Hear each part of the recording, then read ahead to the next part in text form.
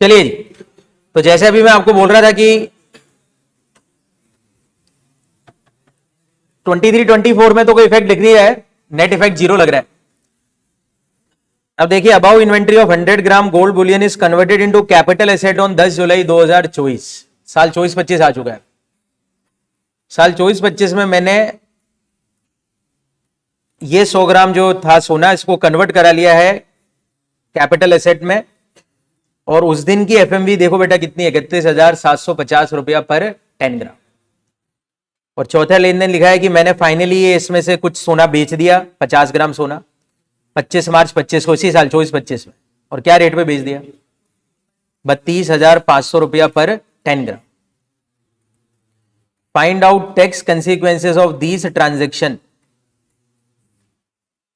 Assume that X has not undertaken any other transaction during 23, 24 and 24, 20। ठीक है, एक बार अब सोचना चालू करते हैं। पहले 23-24 की बात करते हैं। 23-24 में तो दो इफेक्ट आ रहे हैं। 3 लाख का डिडक्शन है, 3 लाख का क्लोजिंग स्टॉक है, इनकम में बीएनपी में इफेक्ट है, कैपिटल गेन का कोई लेन देन ही नहीं 23-24। बोलिए। तो आप 23-24 का इफेक्ट तो एक बार देख ही लीजिए। नील हो गया नेट मिला गया। 3 लाख रुपए परचेस में आ जाएगा, 3 लाख इसमें आ जाएगा, 3 लाख डिडक्शन, 3 लाख वो मिला के नील इफेक्ट हो गया मेरा। बोलिए सब। साल आ गया 24-25, इसमें बहुत कुछ हो रहा है। 24-25 वाले साल में क्या हो रहा है? सबसे पहले 24-25 वाले साल में कन्वर्जन हो रहा है। अब जैसे ही मैं कैपिटल एसेट को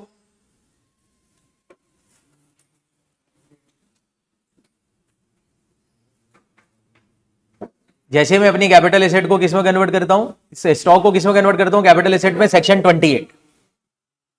एफएमवी को बीएनपी की इनकम मानते हैं। तो एफएमवी कितनी है कन्वर्जन के दिन की? 31,750।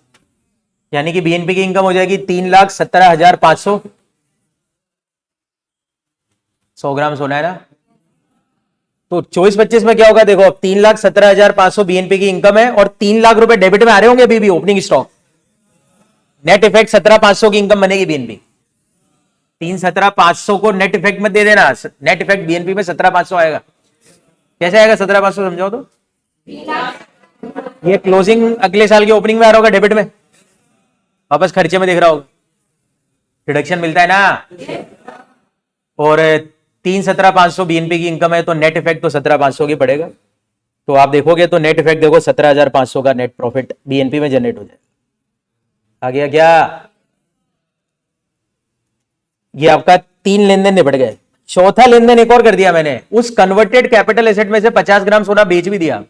तो जैसे ही मैं कन्वर्टेड, अब क्या बेचा है? 50 ग्राम क्या बेचा है? स्टॉक बेचा है कि कैपिटल एसेट बेचा है? कैपिटल गेन है। 50 ग्राम सोने पे क्या जनरेट होगा? आप कैपिटल गेन। तो 50 ग्राम सोने की सेल प्राइस 32,500 पर ग्राम, मतलब आधा करो ना, 3,25,000 का आधा 50 ग्राम ही बेचा ना। तो कैपिटल गेन के लिए सेल प्राइस क्या होगी? 1,62,500। और माइनस नेचर देखा आपने, नेचर शॉर्ट है। यहां से होल्डिंग पीरियड चालू होगा कन्वर्जन के दिन से और बेचने के दिन खत्म कर दो, शॉर्ट है। तो इसलिए माइनस क्या करोगे? COA। और इस सोने की COA क्या है? जो उधर एफएमवी थी, कन्वर्जन के दिन की एफएमवी इसकी कॉस्ट है। तो 3,17,500 का आधा कर लो, 50 ग्राम सोने की कॉस्ट आ जाएगी 1। आ गया आंसर।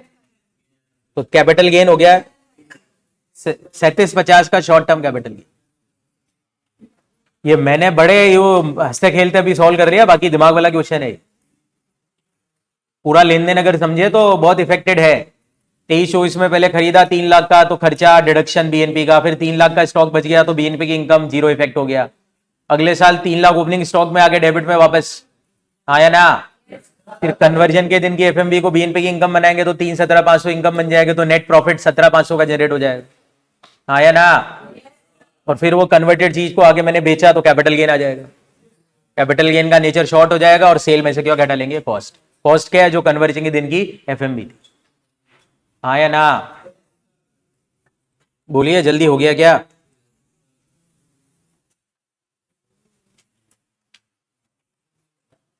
पक्का श्योर हो ये तो?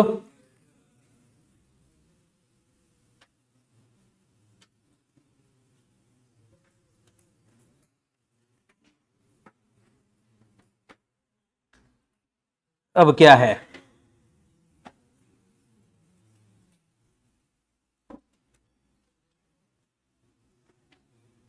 आइए कुछ और बातें करते हैं कॉस्ट।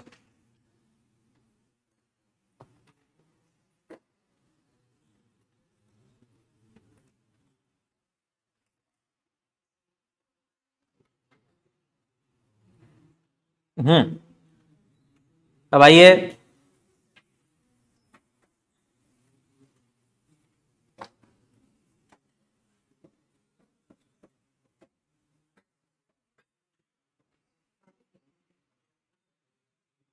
अब हेडिंग बना लीजिए कॉस्ट ऑफ इंटेंजिबल्स, ऐसा लिख दीजिए।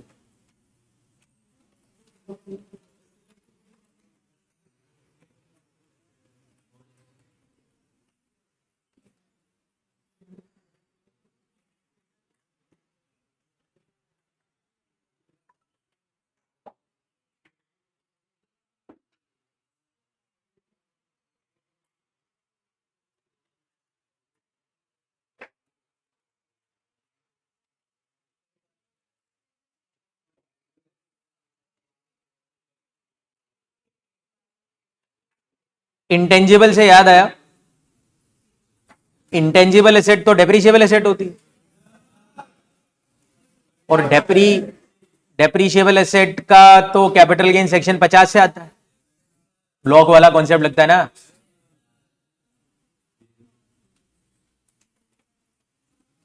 पर याद है आपको गुडविल डेप्रीशिएबल नहीं है, पर अगर मैं बेचना चाहूं तो गुडविल भी तो बिकती है, गुडविल बिकती है ना। तो अगर मैं गुडविल बेचूं और उसका कैपिटल गेन, गुडविल अब बेचूंगा तो गुडविल कैपिटल एसेट है कि नहीं, पहले ये देख लेता हूं। बिल्कुल है, लॉजिक। हर प्रॉपर्टी कैपिटल एसेट है सिवाय एक्सक्लूजन के, एक्सक्लूजन में तो नाम ही नहीं था इसका कुछ। अबे हाथ खड़े करो, सोचने का तरीका तो देखा करो, यस नो। अब अगर मैं गुडविल बेचूं और कैपिटल गेन निकालना है तो सेक्शन 50 तो लग नहीं रहा, तो फिर तो सेक्शन 48 ही लगेगा। मतलब गुडविल का कैपिटल गेन निकालने के लिए तो सेल में से कॉस्ट या सेल में से इंडेक्स कॉस्ट ही घटाना पड़ेगा, क्योंकि अगर ये डेप्रीशिएबल होती, जैसे मैं पेटेंट बेचूं तो पेटेंट तो डेप्रीशिएबल एसेट है, और पेटेंट पे कैपिटल गेन निकालने के लिए मेरे को sale minus cost, sale minus index cost वाला फंडा नहीं लगाना, सेक्शन 48 नहीं लगाना, सेक्शन 50 में जाना है। ब्लॉक खत्म या ब्लॉक की वैल्यू खत्म तो शॉर्ट टर्म कैपिटल गेन। समझे क्या? क्लियर है ना? तो अब अगर मैं दिमाग लगाऊं तो ऐसी इंटेंजिबल हो सकती है ना जो कि शायद डेप्रीशिएबल ना हो, क्योंकि डेप्रीशिएबल की डेफिनेशन याद है आपको, know how, patent, copyright, trademark, licence, franchisee, any other business और commercial right of similar nature but does not include good of business और प्रोफेशन। ये डेफिनेशन है वहां पे बीएनपी में। तो जो बीएनपी में डेफिनेशन है इंटेंजिबल की, उसके अलावा की इंटेंजिबल्स हो तो उसका क्या? फिर उस पर कैपिटल गेन निकालने के लिए तो सेक्शन 48 लगाना है, और 48 के लिए तो सीओए सीओआई का सब जरूरत पड़ता है। तो अभी लॉ ने स्पेसिफिकली आपको बोल दिया है कि कुछ इंटेंजिबल्स हम बता रहे हैं, इनका सीओए और सीओआई क्या, आप सुन लीजिए। तो कौन कौन सी इंटेंजिबल्स को कैपिटल गेन में कवर किया इन्होंने, देखिए। गुडविल ऑफ बिजनेस और प्रोफेशन, ट्रेडमार्क और brand name associated with business और profession, any other intangible asset, right to manufacture, produce और process any article, right to carry on business और profession, tenancy right, stage carriage permit, लूमार और any other right. ये सारी जो intangibles है जितनी भी लिखी हुई है, इन सब इंटेंजिबल्स का सीओए और सीओआई क्या है, ये सेक्शन 55 के अंदर आपको दिया हुआ है। ये 55 मैंने कहा था मैं दो सेक्शन साथ में पढ़ाऊंगा, 49 एंड 50 में। तो इनका सीओए और सीओआई क्या, सुनिए। जैसे बताओ, उसमें से कुछ एग्जांपल देता हूं। जैसे मैं टीनेंसी राइट क्या होता है बताता हूं। जैसे मैं किराएदार हूं, किसी मकान में किराए में रहता हूं, किसी दुकान में, किसी मकान में मैंने किराएदार हूं, 15 साल 20 साल से मैं किराएदार हूं। आपको पता है बहुत ज्यादा टाइम से अगर मैं किराए पे रहता हूं तो फिर मेरे को खाली कराने में मकान पागल हो जाएगा मकान मालिक। अब 15 साल से मैं उस मकान में रहता हूं, फिर मकान मालिक ने बोला कि खाली कर दे मकान, तो मैंने बोला कि नहीं, मैं तो नहीं करूंगा खाली। तो फिर मकान मालिक मकान खाली कराने के लिए पैसा देता है। खासकर दुकान के केस में तो बहुत होता है ऐसा, 25-25 30-30 साल पुराने दुकानदार बैठे हुए दुकानों में, हाँ या ना? मार्केट में ऐसी ऐसी दुकानें जिसमें 50-50 साल से किराएदार बैठे हुए हैं। अब वो किराएदार तो दुकान छोड़ के जाएंगे नहीं, उन्होंने तो पूरी पेढ़ी जमा रखी है अपनी दुकानों में। हाँ या ना? फिर वो दुकानदारों को खाली करवाने के लिए मकान मालिक क्या देता है? मोटा पैसा देता है। 20 लाख, 25 लाख, 30 लाख, करोड़ों की चीज है भाई। उधर कॉम्प्लेक्स बनाना चाहता है, वो खाली नहीं कर रहा दुकान। ऐसे बहुत सारे दुकानदार है जिनको पैसे मिले। तो ये पैसा किस बात के लिए मिलता है? दुकान खाली कराने का पैसा समझ में आता है क्या? टीनेंसी राइट है, किराएदारी अधिकार को छोड़ने का पैसा। ये देखा जाए तो 25 लाख रुपए में उसने क्या बेचा? टीनेंसी राइट बेचा, कैपिटल गेन बनेगा। तो वो दुकानदार जिसने 25 लाख रुपए लिए दुकान खाली कराने के लिए, उसने 25 लाख रुपए रिसीव करे हैं एक चीज बेचने के लिए। क्या बेचा है? Tenancy right. और उस टीनेंसी राइट की इनकम पे टैक्स लगता है कैपिटल गेन। कैपिटल एसेट है वो टीनेंसी राइट। अरे बोलो, गाड़ियों में आपने देखे होंगे स्टेज कैरेज परमिट लिखा रहता है, ऑल इंडिया टूरिस्ट परमिट। वो परमिट्स क्या है? कैपिटल एसेट्स है। ये सब कैटेगरी में दे रखी है। Right to manufacture, manufacturing licence होते हैं, ट्रेडिंग लाइसेंस होते हैं। पता है आपको शराब की दुकान का लाइसेंस मिलता है? मेरे नाम पे लाइसेंस है, मैं बेच देता हूँ। बहुत से दुकानदार ये शराब के लाइसेंस भरते हैं, यूनिक की शराब की दुकानें लगानी है, वो लाइसेंस लेते हैं, फिर लॉटरी लगती है तो बेच देते हो लाइसेंस किसी को, उसमें कमा लेते। कैपिटल गेन है वो। करते हैं ऐसे लोग व्यापार। यानी कि व्यापार क्या मतलब? ऐसी एक्टिविटीज करते हुए मिलेंगे आप। तो अब ये जो इनकम होती है कैपिटल गेन में जाती है, और इसके लिए अपन को चाहिए इनका कॉस्ट। इंटेंजिबल्स का क्या चाहिए? कॉस्ट। तो बहुत इजी लॉ है कॉस्ट निकालने का। अगर ये इंटेंजिबल सेल्फ जनरेटेड है, क्या बोला मैंने?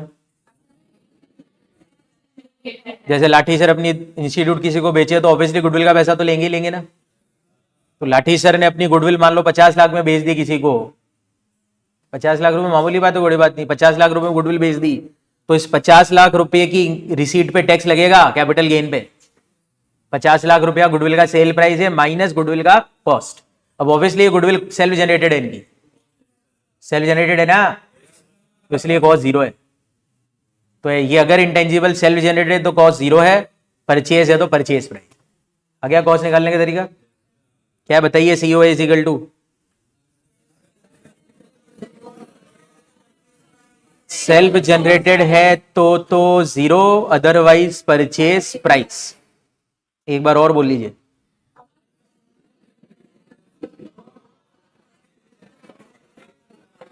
तो लिखिए, पहले इनके नाम लिखिए सबसे पहले। कॉमा कर देना है ना, ये कॉमा।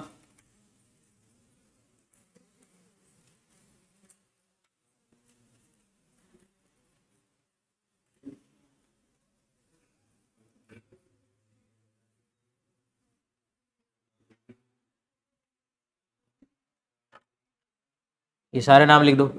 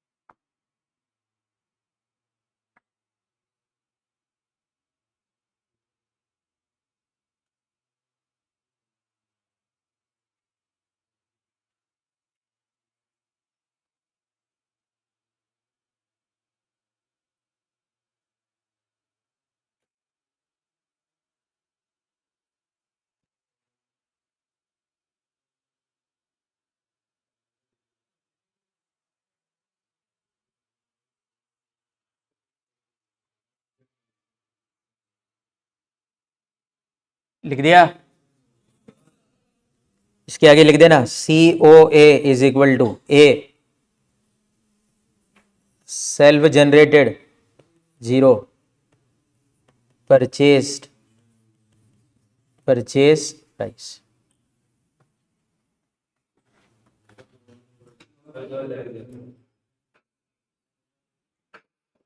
एक और चीज ब्रैकेट में लिखना,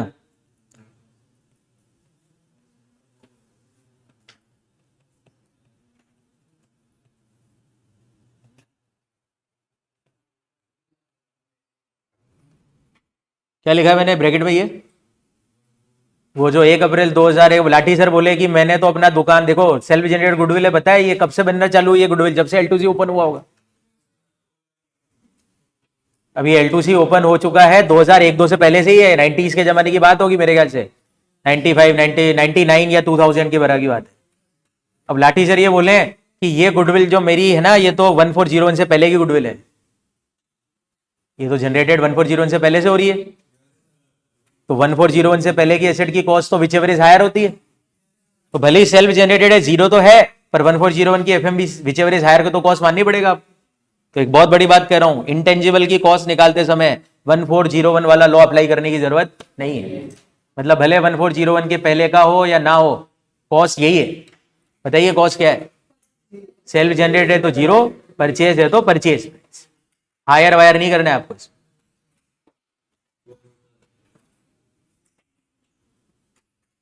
अब ऐसे बोल रहा हूँ भाई, यस यस यस करते रहोगे, एग्जाम में सब भूल भुला जाते हैं क्वेश्चन करते रहोगे।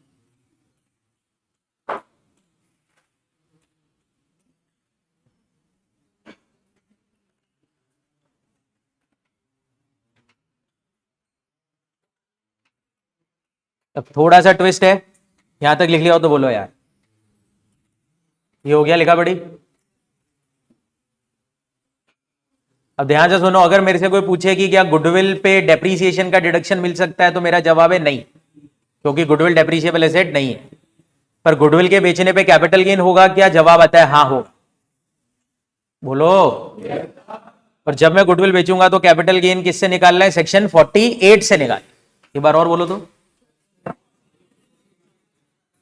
वापस से कह देता हूं, है ना, गुडविल के लिए बात होगी। अब मैं उल्टा क्वेश्चन पूछता हूं, मैंने एक पेटेंट खरीदा 1 लाख रुपए में, बिजनेस के लिए पेटेंट ही खरीदते हैं, पेटेंट तो बिजनेस में खरीदा जाता है।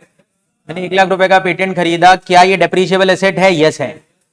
तो टेक्निकली 1 लाख रुपए का जो मैंने खर्चा करा पेटेंट खरीदने में, ये ब्लॉक में जाके ऐड होगा कॉस्ट, और इस पर 25% डेप्रीसिएशन मिलेगा मेरे को, आया ना। और अगर ये पेटेंट मैंने बेच दिया और ब्लॉक खत्म हो जाता है तो फिर सेक्शन 50 लगेगा और कैपिटल गेन निकलेगा। 48 नहीं लगेगा, 50 लगेगा।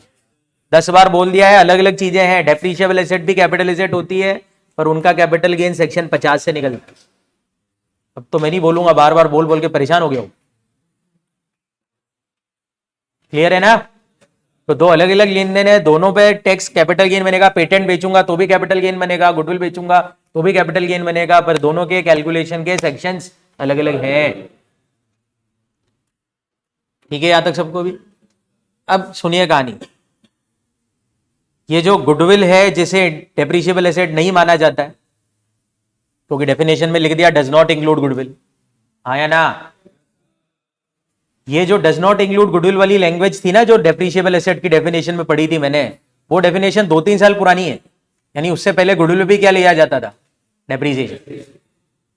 बिजनेसमैन लेता था डेप्रीसिएशन गुडविल। तो इसीलिए अब लॉ ने एक बहुत बड़ी बात बोली हुई है भाई, अगर बाई चांस कोई गुडविल मैंने खरीदी है, देखो ऑब्वियसली डेप्रीसिएशन लेने के लिए भी गुडविल की वैल्यू होनी चाहिए। मतलब कि अगर गुडविल सेल्फ जनरेटेड है तब तो डेप्रीसिएशन वैसे नहीं लिया होगा मैंने, क्योंकि जीरो वैल्यू है। हाथ खड़े करो यार। तो अगर मैंने पुराने लॉ के हिसाब से डेप्रीसिएशन लिया भी होगा तो कौन सी गुडविल पे लिया होगा? परचेज्ड गुडविल पे लिया होगा। एक बार बोलना, क्या बोला मैंने? यानी हो सकता है कि लॉ में जब अमेंडमेंट आया उससे पहले मैंने गुडविल परचेज करी थी, तो परचेज करके मैं डेप्रीसिएशन ले रहा था, फिर लॉ चेंज हो गया, चेंज होने के बाद डेप्रीसिएशन मिलना बंद हो गया, हाँ या ना। तो अब जब मैं गुडविल बेचूंगा तो कैपिटल गेन निकालते समय कॉस्ट क्या होगी? परचेज प्राइस बोली इन्होंने तो कॉस्ट। तो मानो मैंने 4 लाख में गुडविल खरीदी थी, जिसमें मैंने 2 साल तक क्या ले लिया था, और उसके बाद फिर मैंने उसको बेचा भी आज की तारीख में, तो कॉस्ट क्या 4 लाख रुपए होनी चाहिए कि डेप्रीसिएशन जो ले लिया है वो माइनस करना चाहिए? इसके लिए इन्होंने क्लैरिफिकेशन दे दिया है। क्या बोला है इन्होंने? देखिए, अगर कैपिटल एसेट कौन सी है जिसके ऊपर क्या ले लिया मैंने, कौन से ईयर तक मिलता था डेप्रीसिएशन? 19-20 तक मिलता था। तो अगर मैंने 1920 या उससे पहले के सालों में डेप्रीसिएशन ले रखा है गुडविल के ऊपर, हाँ या ना, तो उस गुडविल की कॉस्ट परचेज प्राइस नहीं होगी, फिर उस गुडविल की कॉस्ट होगी परचेज प्राइस माइनस डेप्रीसिएशन जो मैं ऑलरेडी ले चुका। अरे क्लियर हो गया? वापस एक बार बोलता हूं, गुडविल एक कैपिटल एसेट है, उसका COA क्या है? जवाब क्या आता है? सेल्फ जनरेटेड है तो 0, परचेज है तो परचेज।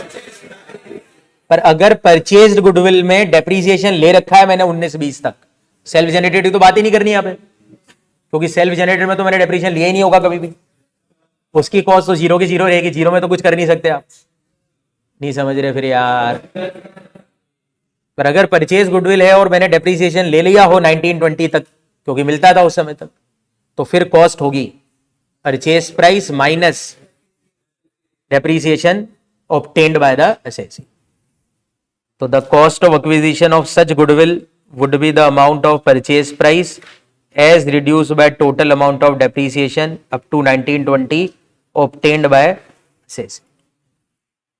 देखिए पैराग्राफ फटाफट से।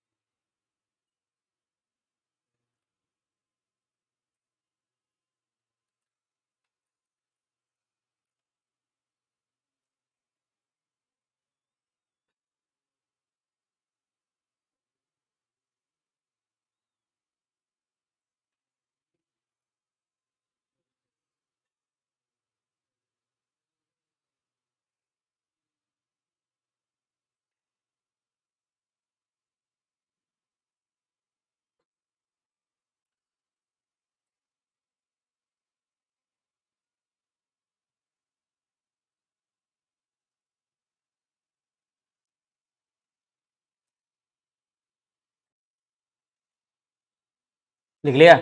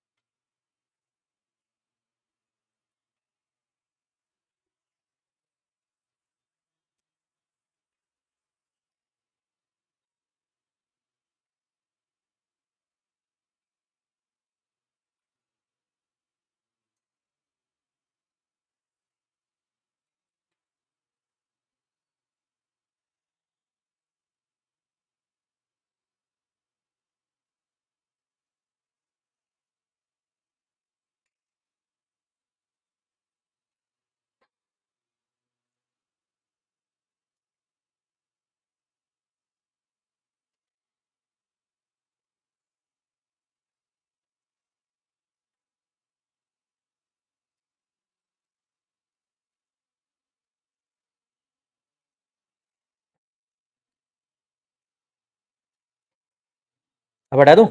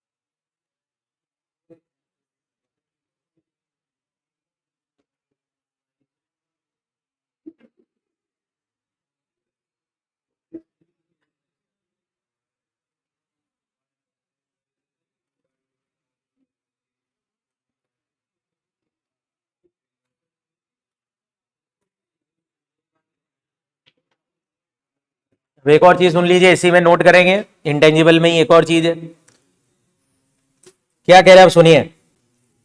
गुडविल,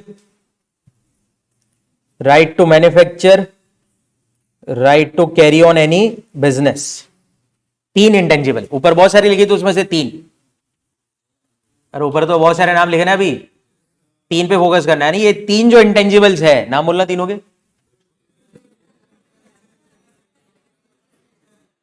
इन तीनों इंटेंजिबल का इंप्रूवमेंट ऑलवेज क्या लिया जाए, ऑलवेज अनिल लेना।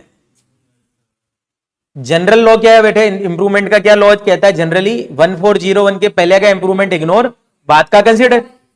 कोई सी भी एसेट में यही लॉ लगेगा। बोलिए जनरल लॉ क्या है इंप्रूवमेंट का, अगर मैंने इंप्रूवमेंट 1401 से पहले कराया है तो इग्नोर करना है, बाद का माइनस कर। कोई हर एसेट में लागू है लॉ, पर ये इन तीन इंटेंजिबल में इंप्रूवमेंट चाहे 1401 के बाद भी क्यों ना करवाया हो, नील ही लेना है। यानी बाकी जो इंटेंजिबल बच गई, जैसे टीनेंसी राइट, स्टेज गैरेज वगैरह कुछ है, अगर उसमें कोई इंप्रूवमेंट है 1401 के बाद का कुछ, तो कंसिडर करना है। अरे बाकी इंटेंजिबल में नॉर्मल लॉ लगाना है। और इन तीन इंटेंजिबल्स का लॉ क्या है, COI ऑलवेज जीरो। एक बार बोलो तो क्या, तो नोट करके, यानी इसी के नीचे लिख दो नोट करके ब्रैकेट में, जैसे भी in case of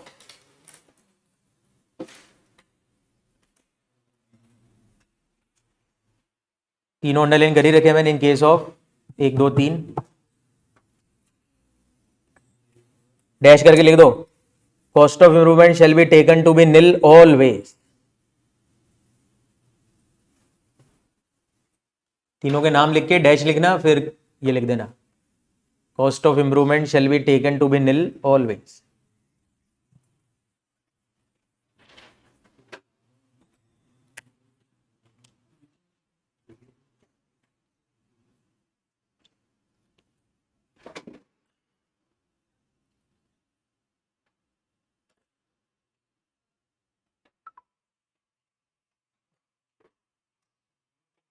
Cost of improvement shall be taken to be nil always। हो गया।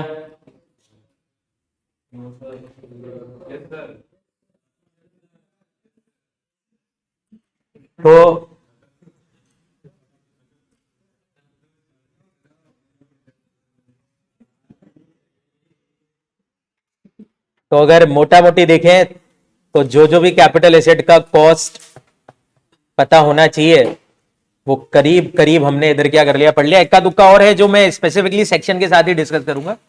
बाकी हाँ, मेनली जो हमारे काम की कैपिटल एसेट्स थी, जिसके कॉस्ट के नियम हमको आने चाहिए, वो हमारे को करीब करीब अभी आ चुके। कितने केस हो गए टोटल हमारे काम के, 10 केस हो गए हमारे सामने, अलग अलग टाइप के, जो हमको ध्यान रखना। मेनली ध्यान रखना है इसमें 49(1) की कॉस्ट क्या है, पीओ की कॉस्ट, और ये इंटेंजिबल की कॉस्ट क्या है। देखो ये तो वैसे फर्जी है, फिर भी हुआ, चलो ठीक है। फटाफट से क्वेश्चन कर लेते हैं, फिर इसको ओवर कर रहा हूं। देखो 8वां केस, देखो भाई क्या है, Sunil sell the goodwill on 20/1/2025 for rupees 38 lakh. It was self generated by him on 2/1/2001 यानी incurred cost of improvement on 5,55,000 on 1/4/15 compute taxable gain.